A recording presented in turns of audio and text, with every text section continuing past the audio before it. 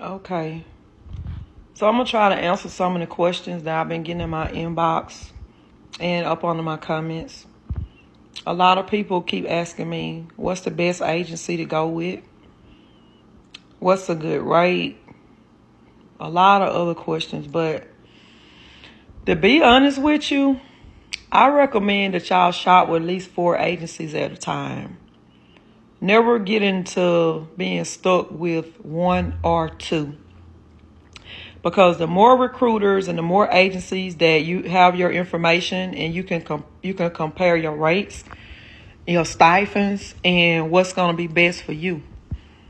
It's not a great agency. It's what works for you. So that's what you have to evaluate. And whether you're a CNA or RN or LVN or medical assistant, whatever you are, everybody needs to take the highest rates for them in the best areas. Because like me, I got flexibility. I can travel out to California, Mexico, or wherever I want to travel and work because I have help with my kids. Now, if you don't have help with your kids and you're not that flexible and you can't do that, you just can't do that. You just may have to take a local assignment. But I'm going to tell you one thing, the further you go, and especially if you come to California, you're going to make some money.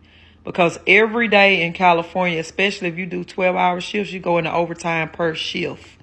Not in the end of 40. I'm talking about every day we go into overtime. So it's a little bit different out here on the labor laws. If you go to Texas, you ain't paying sales tax or state income tax. It's just different from state to state.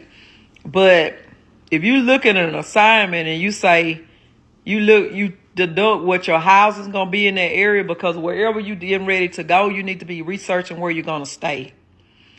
If you try to stay in a hotel, it's going to be extremely expensive. I recommend that you go to like Furnish Finders or something like that. Start reaching out to people in the messages. Don't send people money up front. Make sure that that place is right for you. Airbnb, I've never used Airbnb. Every time I go in there, find a good place, and they be saying that they can't talk to you on the background or take deposits on the background Airbnb. So I was just out of that period. So I found this place right here that I moved in today on Furnish Finders. And the guy was able to do me a no deposit, meaning I didn't have to pay a deposit due to being a healthcare worker. So y'all just have to do what's best for you. I hope this information works.